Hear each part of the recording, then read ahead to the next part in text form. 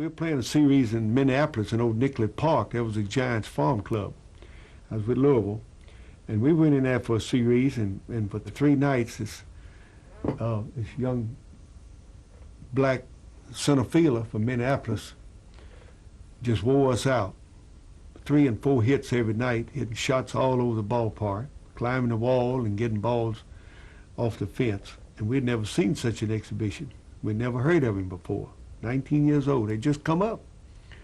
And so I told, after the 3rd game, I told Mike Higgins, our manager, I said, Mike, if I'm in there tonight, I said, that fella's up there digging in on our young pitchers and killing them. And I says, boy, he got all the confidence in the world. You got to move him out of his tracks a little bit, brush him back a little bit. He says, go to it. So I got in the ball game. So sure enough, the first 2 pitches were high and tight. In fact, almost too tight. It was right under the chin. And put him in the dirt both times. I wasn't trying to hit him, just get him off that plate, because I tell you, he was swinging a hot bat, just killing us. So anyhow, so he never said a word. He dusted himself off. I got out of the dirt, and his cap had spun off, put that back on, and got up, and the count went down to 3-2.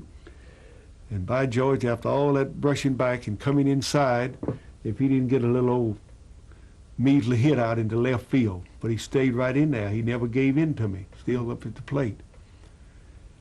And the next day, of course, when I did those brushback pitches, the dugout from Minneapolis and the fans, oh, they let me have it, you know. And I told Mike before, I said, you come get me if they come after me now. But anyhow, that didn't happen. But the next day, I'm out in center field shagging prior to the game. And I see this fellow walking down the left field bleachers. In a few minutes, a teammate says, hey, Booze, this fellow wants to see you over there. So I recognized him, Rosie Ryan, the general manager. I said, oh, man, he is going to cuss me out from